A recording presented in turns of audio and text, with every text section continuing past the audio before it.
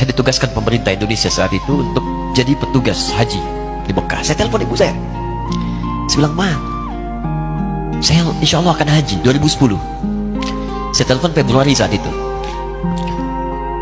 Saya dengar suara, terbayang wajahnya indah, senyuman, bahagia.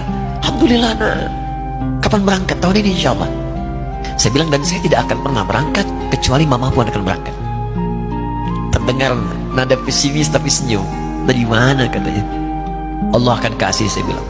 Saya sedang bekerja, berusaha karena Allah. Mustahil Allah akan sia-siakan gitu. Berapa butuhnya? Porsinya 25 juta. Kapan harus ada? Bulan Juni. Ya, ini dari Februari ke Juni itu.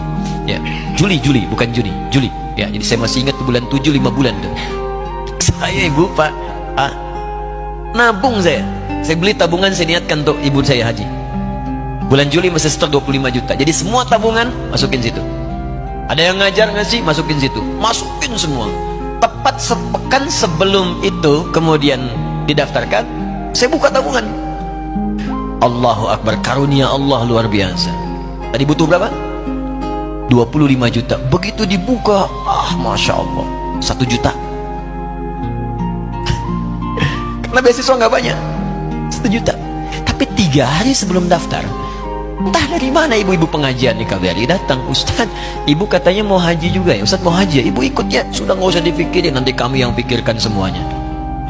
Tiba-tiba dikirim, bayar porsinya di sana, dapat koper paling besar. Bayangkan, tadinya kopernya belum datang, telepon lagi, nak koper belum datang katanya. Saya bilang, Ma, tenang aja, apa hajinya nggak jelas ini? Tidak jelas, saya bilang, insya Allah. Ya, nah cuman beritanya berbeda. Begitu saya telepon lagi, Ma, gimana bisa? Nah, telah keluar pengumumannya. Kapan, Ma? 2013.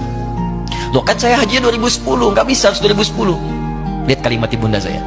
Nah, jangan pernah mengambil hak orang lain.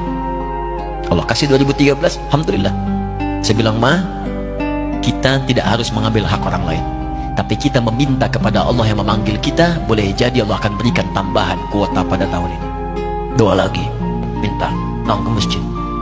Tiba-tiba ada sedang oki di Istanbul saat itu, keputusan 1.000. Setiap ada 1.000 muslim, 1 kuotanya. Saat itu Indonesia dapat tambahan 22.000, termasuk ibu saya ada di situ.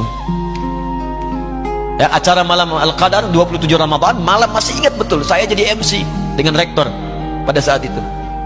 Saya nggak pernah bawa handphone, tiba-tiba handphone itu saya bawa, berbunyi kemudian telepon itu. Saya minta pada rektor izin, saya angkat dulu, diperkenankan. Saya kemudian ke belakang masjid, saya angkat. Tiba-tiba saya dengar suara sudah menangis. Nah, katanya, kenapa, Ma? Alhamdulillah, Mama bisa haji. Ternyata kuota itu termasuk ibu saya. 5 bulan, Pak. Enak biasa. Nggak bayar tambahan, nggak ada macam-macam, bisa berangkat. Begitu saya berangkat duluan, saya tungguin betul di apartemennya, di maktabnya sampai datang. Begitu sudah datang, saya nggak sapa, saya lihat dari jauh. Bahagianya saya bisa mengganti pakaian tadi yang lusuh dengan kain ihram. Saya perhatikan, saya ikuti dari belakang. Di lift, saya ikuti. Di jalan, saya ikuti. Begitu sampai Masjidil Haram, saya gandeng tangannya. Ma, kita sama-sama. Labbaik Allahumma labbaik. Labbaik la syarika lak labbaik. Saya tawaf, saya gandeng ibu saya lindungi supaya dapat kenikmatan dalam tawafnya. Begitu saya rasakan bagaimana Sayyidah Hajar bekerja keras untuk Ismail. Saya balas di situ. Saya gandeng tangan yang kanan. Saya minta pada Allah, muliakan ibu saya, ya Allah, muliakan ibu saya, muliakan, berikan saya kesempatan membahagiakannya. Cuman yang kanan digandeng, yang kiri kosong, karena sudah tidak ada. Jadi ketika Anda belajar pun untuk menjadi ulama, Allah akan muliakan Anda. Orang tua Anda akan dapat bagiannya.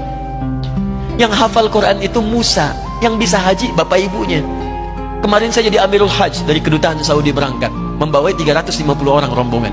Siapa yang saya bawa? Ahli Quran, yang hafal Quran anak-anaknya. Ahmad Kamil yang haji, pengajarnya, murabbinya, ibunya, temannya, banyak yang berangkat. Yang berangkat siapa? Calon ulama. Jadi ulama itu jangankan sudah jadi, kalau benar caranya, baru bergerak pun Allah pasti akan jaga. Kalau benar caranya. Di satu pertanyaan tadi, pilih mana orang soleh atau ulama? Jangan pisahkan. Karena jadi ulama itu adalah tingkat tertinggi bagian dari orang saleh. Jadi mesti ada yang jadilah di keluarga.